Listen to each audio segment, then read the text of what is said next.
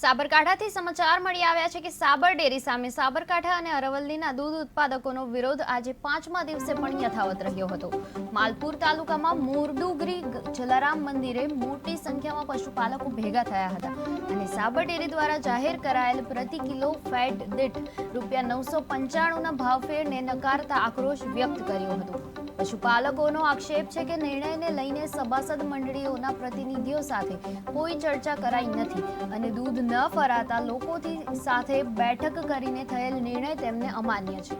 તેમણે ચીમકી ઉચ્ચારી છે કે જ્યાં સુધી સહમતિથી સમાધાન નહીં થાય અને જેલમાં રહેલા નિર્દોષ પશુપાલકોને મુક્ત કરવામાં નહીં આવે ત્યાં સુધી દૂધ ન ભરવાની લડત ચાલુ રહેશે।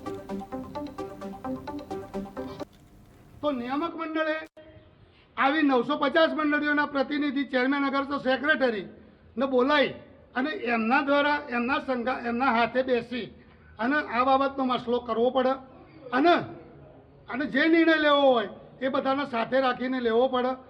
એ લોકો જે નક્કી કર્યું એ અમને મંજૂર છે નહીં અને અમે મંજૂર રાખવા માગતા નથી। બીજી વસ્તુ એ કે નિર્દોષોને જે પૂર્યા છે એ નિર્દોષોને જ્યાં સુધી છૂટા કરવામાં નહીં આવે ત્યાં સુધી ભાવફેરની રકમ અમે સ્વીકારવા માટે તૈયાર નથી। માલપુર તાલુકાના તમામ દૂધ ઉત્પાદકો ભેગા થઈ અને આજે નિર્ણય લઈએ છીએ કે જ્યાં સુધી નિર્દોષોને છૂટા નહીં કરવામાં આવે ત્યાં સુધી અમે ભાવફેરની રકમ સ્વીકારવા માટે તૈયાર નથી।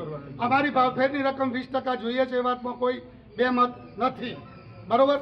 તો દૂધ ઉત્પાદકોની એક માગણી છે